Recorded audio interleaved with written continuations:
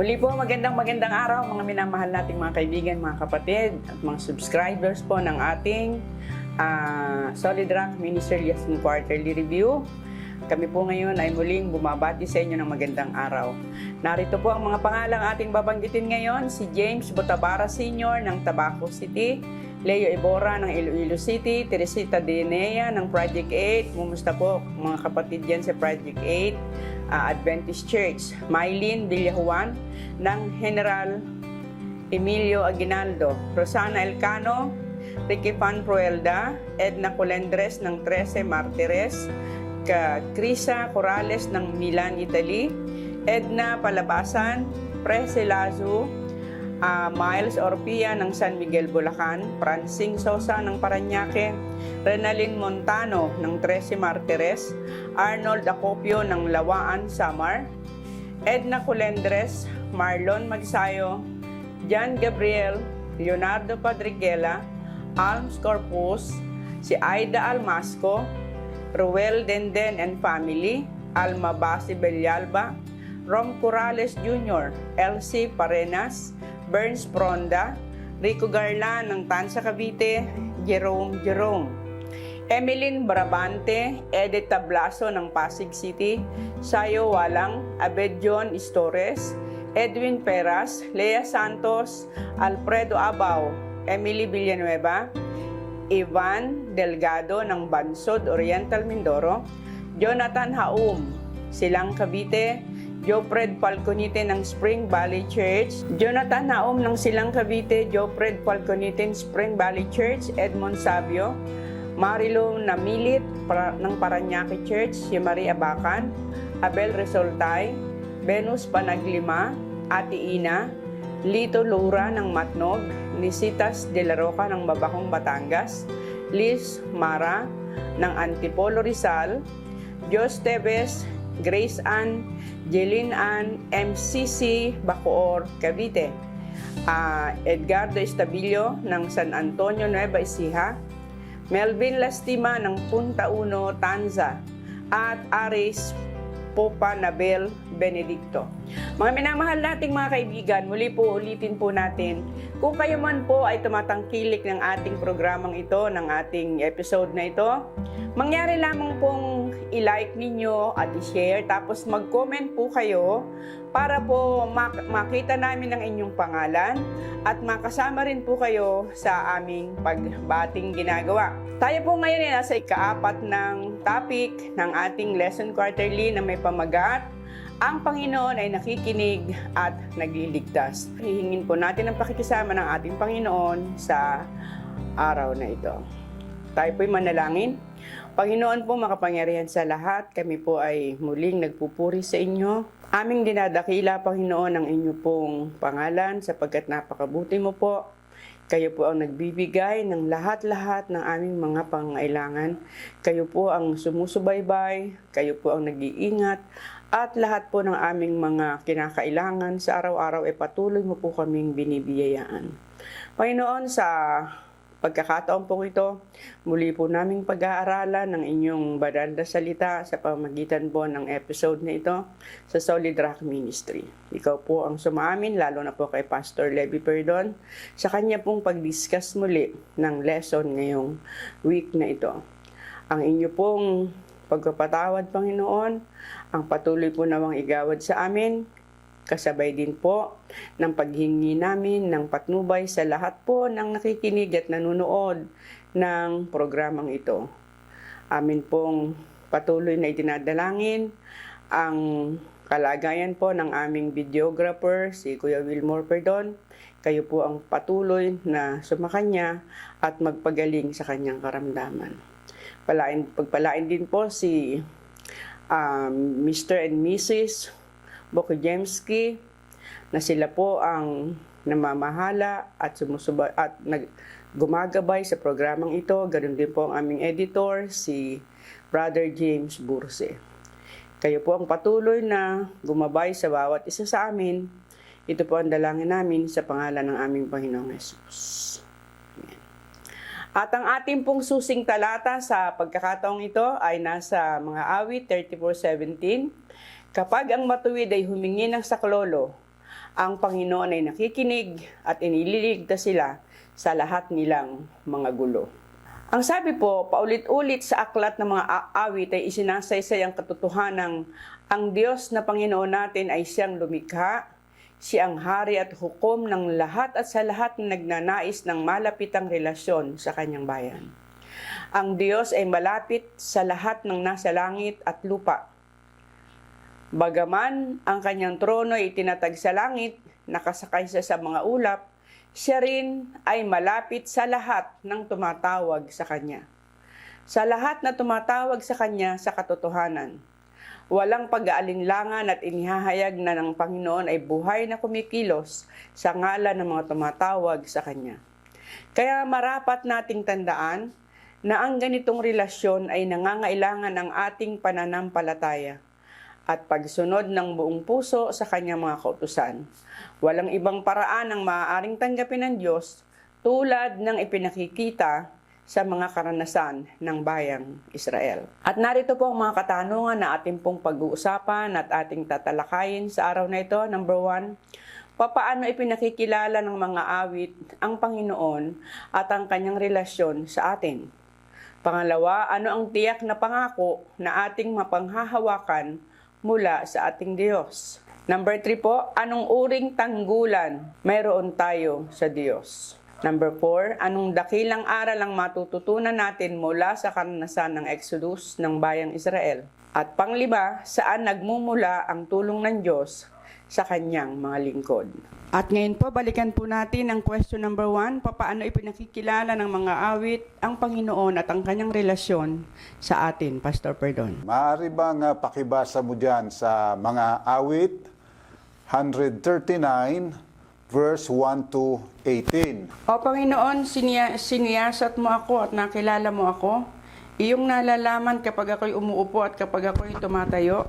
Nababatid mo ang aking pag-iisip mula sa malayo. Iyong sinisiyasat ang aking landas at ang paghiga ko, at ang lahat kong mga lakad ay nalalaman mo. Bago pa man magkaroon ng salita sa dila ko, O Panginoon, lahat ng iyon ay alam mo na. Iyong pinaligiran ako sa likuran at sa harapan, at ipinatong mo sa akin ang iyong kamay. Ang gayong kaalaman ay lubhang kahanga-hanga para sa akin. Ito ay matayog, hindi ko kayang abutin. Saan ako pupunta mula sa iyong espiritu? O saan ako tatakas mula sa harapan mo? Kung ako'y umakyat sa langit, ikaw ay naroon. Kung gawain ko ang aking higaan sa Siol, ikaw ay naroon. Kung aking kunin ang mga pakpak ng umaga at mga pinakadulong bahagi ng dagat, ako'y tumira, doon may papatnubayan ako ng iyong kamay at hahawakan ako ng iyong kanang kamay.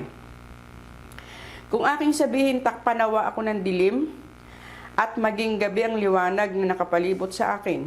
Kahit ang kadiliman ay hindi madilim sa iyo, at ang gabi ay kasing liwanag ng araw, ang kadiliman at kaliwanagan ay magkatulad sa iyo. Sapagkat hinubog mo ang aking mga nasa loob na bahagi, at sa bahay bata ng aking ina ako'y iyong hinabi. Ako'y magpapasalamat sa iyo sapagkat ang pagkagawa sa akin ay kakilakilabot at kamangha-mangha. Ang iyong mga gawa ay kahanga-hanga, at iyon ay nalalamang mabuti ng aking kaluluwa. Ang katawan ko'y hindi nakakubli sa iyo.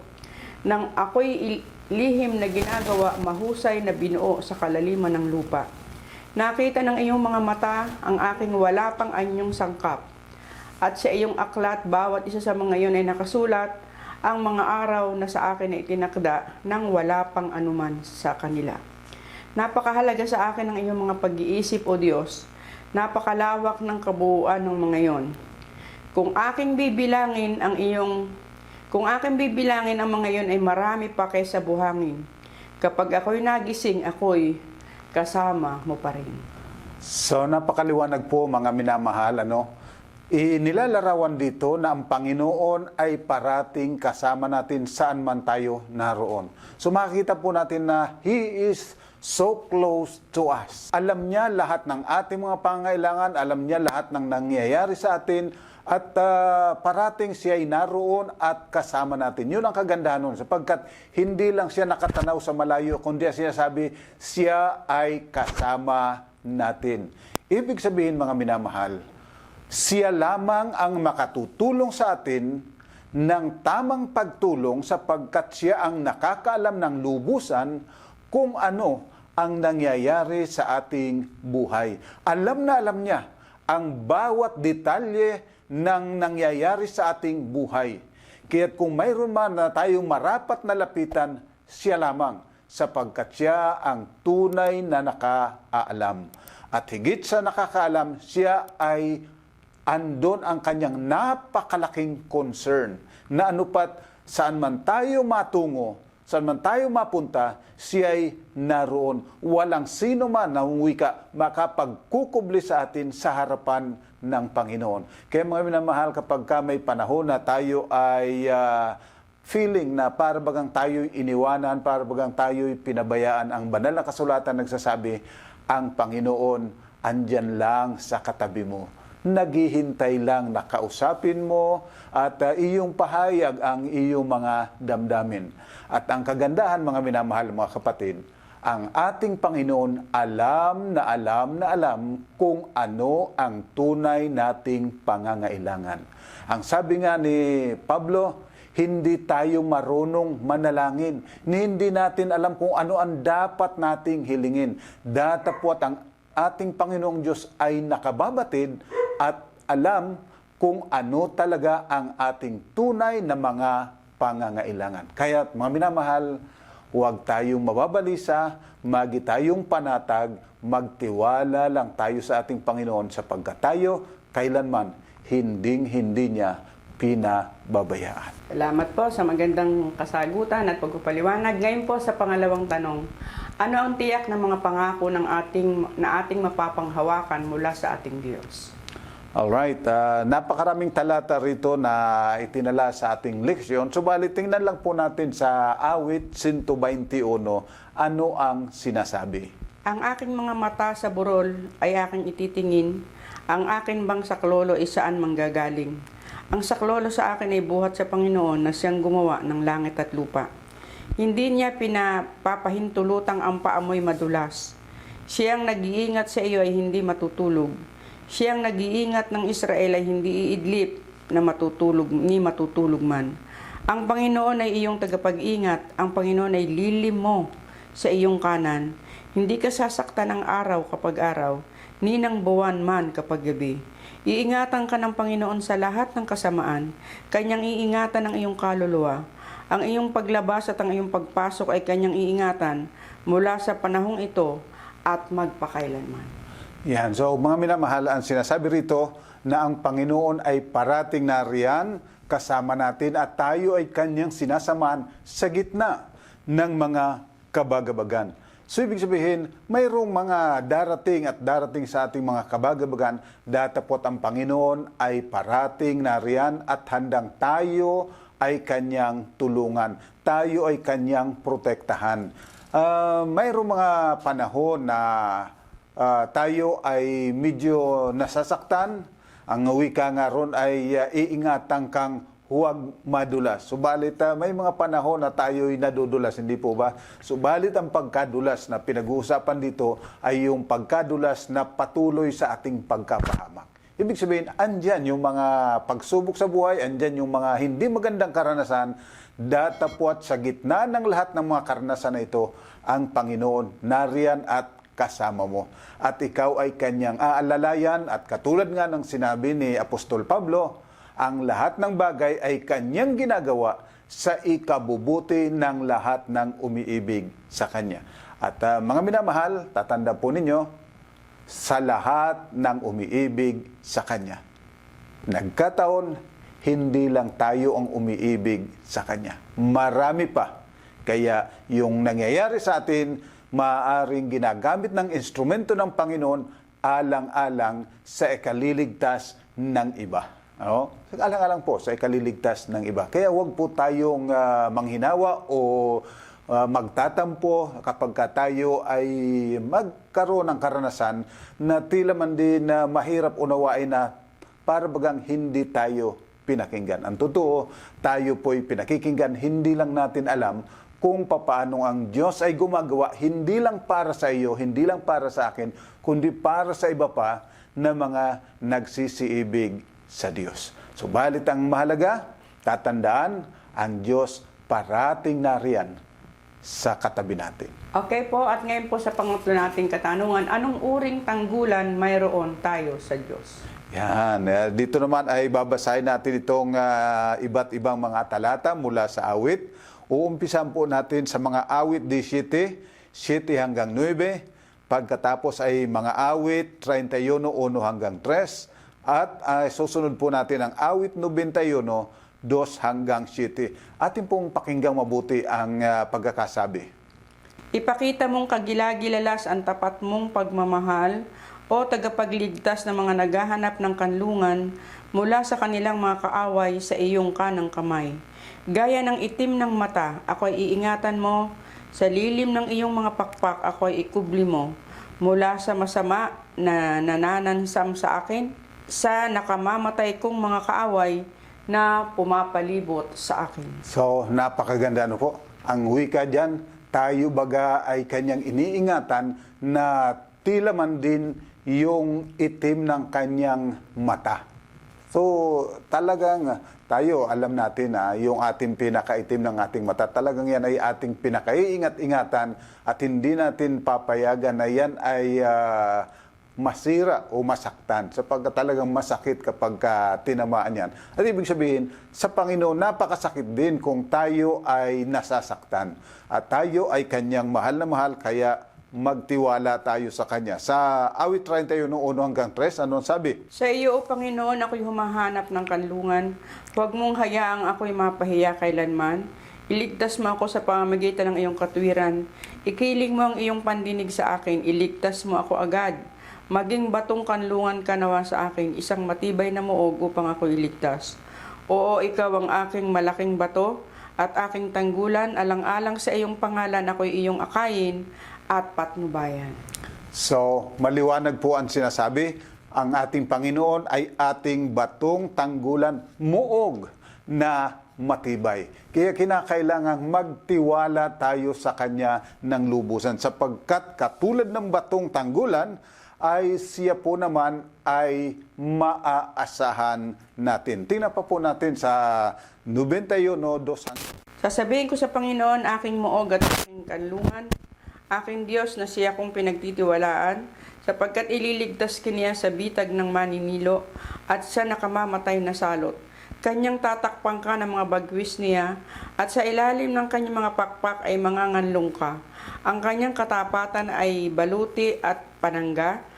Ang mga kakilakilabot sa gabi ay di mo katatakutan, ni ang pana na nagliliparan kapag araw, ni ang salot na lihim na bumubuntot sa kadiliman, ni ang pagkawasak na sumisira sa katanghalian. Mabubuwal sa iyong tabi ang 1,000, sa iyong paanan ay 10,000, ngunit ito'y hindi lalapit sa iyo. Yan. So, dito po sinasabi, hindi lang siya isang muog, isang batong tanggulan, kundi ang wika, siya ay isang para bang hinahalin tulad sa isang inahin na lumililim sa ilalim ng kanyang pakpak, sa kanyang bagwis, sa kanyang mga inakay. O mga minamahal, ibig sabihin, hindi lang siya matibay na kanlungan, kundi ang sinasabi, siya ay mapagmahal na ating tagapagtanggol. Tulad ng isang inahin na nangangalaga sa kanyang mga sisiw. At ang sinasabi rito, siya ay isang matuwid at makapangyarihan sa lahat. Kaya nga mga minamahal, wala tayong dapat nakatakutan sapagkat siya ay matibay na kanlungan, mapagmahal na kanlungan, at matuwid at makapangyarihan sa lahat. So mga minamahal, napakagandang inilalarawan ang ating Panginoon bilang ating tagapagtanggol, bilang ating muog, bilang ating tanggulan, bilang nangangalagang tulad sa isang nagmamahal na magulang. At higit pa sa pagmamahal ng makalupang magulang sapagkat siya ay makalangit na ama ng bawat isa sa atin. Okay po, at ngayon po sa pang-apat nating katanungan, anong dakilang aral ang matututunan natin mula sa karanasan ng Exodus ng bayang Israel? Yan. Tingnan po natin sa 1 Corinto 10, 1-4 ang sinasabi. At tingnan natin kung paano inilalarawan ng ating Panginoon. Mga kapatid, hindi ko nais na hindi ninyo malaman na ang ating mga ninuno ay dumaan sa ilalim ng ulap at silang lahat ay tumawid sa dagat. At lahat ay nabautismuhan kay Moses sa ulap at sa dagat. At lahat ay kumain ng isang pagkaing espiritual. At lahat ay uminom ng isang inuming espiritual, sapagkat sila'y uminom ng batong espiritual na sumunod sa kanila at ang batong iyon ay si Kristo. So, napakaganda.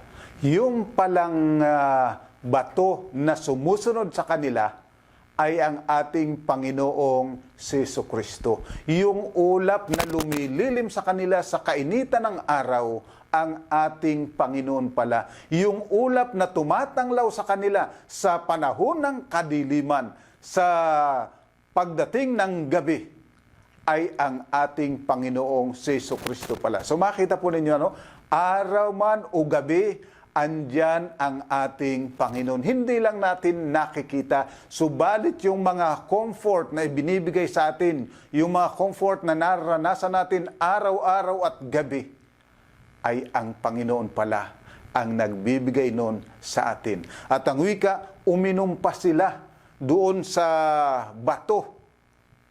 Isipin po ninyo, mula sa bato, lumabas ang tubig na sariwa na kanilang may inom. Ibig sabihin, mga minamahal, walang dako at walang pangyayaring napakahirap na hindi tayo matutulungan ng ating Panginoon at hindi maibibigay yung sapat na pangangailangan natin. Kagaya nung sila'y mauhaw, ilang libo sila noon, nauhaw, datapwat silang lahat ay nakainom. Nakainom sa tubig ng buhay na nagmumula sa ating Panginoong Jesucristo. Kaya hindi tayo dapat na natatakot, kundi bagkus tayo'y nagtitiwala ng lubos sa ating Panginoon na siya ay parating na riyan, sumusunod, sumasama at nagproproteksyon sa atin. At higit sa lahat ay patuloy na nagpapala ayon sa ating mga pangailangan at sa pangailangan ng iba rin naman na ibig niyang matawagan upang mga ligtas. Kaya mga minamahal, huwag po tayong mag-aalala ng gayon na lamang sa mga suliranin na dumarating sa atin. Hindi natin alam baka yun ang mga paraan ng Panginoon na yung iba ay maligtas sa pamagitan ng nagiging nating karanasan. Kaya marami pong mga karanasan na tila hindi maganda, subalit yan ay lahat gumagawa sa ikabubuti ng lahat ng umiibig sa Kanya. Kaya mapansin po ninyo, yung nangyari kay Jose, nangyari sa ating Panginoong Jesucristo, nangyari kay David, nangyari kay Daniel, nangyari sa kanyang 3 kaibigan, lahat ng yon ay gumagawa alang-alang sa mga umiibig sa Kanya, datapwat hindi lang siya kilala. At napansin po ninyo, maging si Nabucodonosor na napakatigas ng puso at ng ulo, ay naging hikayat dahilan sa karanasang tinanggap na maluwag ni Daniel at ng kanyang mga kaibigan. Okay po, at ngayon po sa ating huling katanungan para sa araw na ito, saan nagmumula ang tulong ng Diyos sa kanyang mga lingkod? Yan, titingnan po natin, diyan po sa mga awit ay napakarami. Sa awit 3:4, sa awit 14:7, awit 21-3, awit 27:5, at awit 36:8, 61:4. Andyan, lahat ang dami. Subalit basahin na lang po natin dito sa mga awit 68, 5, and 35. Ama, ang mga ulila at tagapagtanggol ng mga babaeng balo, ang Diyos na sa kanyang banal na tirahan. O Diyos, ikaw ay kakilakilabot mula sa iyong sanktuaryo, ang Diyos ng Israel, nagbibigay siya ng kapangyarihan at lakas sa kanyang bayan. So, kung inyo pong basahin yung ibang mga talata na binanggit ko po, sinasabi siya ay tumutulong mula sa bundok ng Zion, sa kanyang santuaryo, sa templo, mula sa kanyang bahay. Ang lahat ng ito ay tumutukoy na mula sa kanyang tahanan, doon nagkakaloob siya ng tulong sa atin sa pamamagitan ng ating Panginoong Jesucristo na siyang namamagitan dahilan sa ating mga kasalanan na ating pinagsisisihan. Kaya makita po ninyo na ang sabi ay doon sa kanyang templo, doon sa sanctuaryo. At kapag pinag-usapan po natin ang templo, pinag-usapan natin ang sanctuaryo, ay ating makikita yung mga offering doon, yung saserdote, yung kanilang ginagawa na pawang naglalarawan sa ating Panginoong Jesucristo bilang kordero ng Diyos at bilang mataas na saserdote ng Diyos na namamagitan para sa atin, at ang kanyang ipinamamagitan ay yung kanyang dugo na nabuhos doon sa bundok ng Kalbaryo. Yung kanyang kamatayan, yun ang kanyang ipinakikipagtanggol para sa bawat isa sa atin upang tayo ay magkamit ng tulong. Sapagkat kung nagmumula lang sa ating sarili, napakarami nating kasalanan, napakarami nating kamalian, hindi tayo karapat-dapat na tulungan. Datapwat dahilan na pinasana ng ating Panginoon ang lahat ng kaparusahan na dapat ay para sa atin. At ngayon, siya ay naroon sa sanctuaryo, naupo sa tabi ng kanyang ama at namamagitan para sa iyo at para sa akin. Walang dalangin na hindi maaaring tutugunin. Kaya mga minamahal, salamat sa ating Panginoon. Purihin natin ang Panginoon at patuloy nating paglingkuran sapagkat mula sa kanyang tahanan ay lumalabas ang tulong para sa bawat isa sa atin na kung saan naroroon ang ating Panginoong Jesucristo na ating tagapamagitan. Naroon si Jesucristo na pinakahandog para sa ating mga kasalanan. Naroon si Jesucristo na nauunawaan lahat ng sakit, lahat ng damdamin na ating nararanasan sapagkat kanyang dinanas. Kaya mga minamahal, maibibigay sa atin ang tamang tulong sa panahon ng ating pangangailangan. Kaya nga ang wika ni Pablo, huwag tayong manghinawa, huwag tayong matakot, lumapit tayo ng lubos na may pananampalataya upang tayo'y makasumpong sa panahon ng ating mga pangangailangan. Makasumpong ng tulong mula sa ating Panginoon. So, mga minamahal, sana po itong ating pag-aaral ay naging malaking pagpapala sa bawat isa sa atin. Okay po, at dyan po natatapos ang ating talakayan, at upang mas maunawaan po natin ang ating mga pinag-usapan, narito po ang summary ng ating pinag-usapan ngayong araw na ito. Number 1, ang Diyos ay tunay na malapit sa atin na anupat alam na alam niya ang ating tunay na pangangailangan at handang ibigay kung ating hihilingin ng may pananampalataya. Pangalawa, ang Diyos ay laging kasama mo sa gitna ng mga pagsubok sa buhay. Pangtatlo, ang Panginoon ay isang napakatibay na tanggulan at puno ng pagmamahal. Pang-apat, ang Diyos ay Diyos ng buong kalikasan, kaya't walang maaaring maging hadlang sa ating tagumpay na kasama siya. At panglima, mula sa kanyang tahanan, kung saan naroroon ang ating tagapamagitan, ay nagmumula ang kanyang tugon sa lahat nating dalangin. So mga minamahal, ang pagtitiwala sa Panginoon sumaating lahat at masigla tayong patuloy na maglingkod sa Kanya sapagkat kailanman hindi niya tayo bibiguin. Tayo po'y manalangin.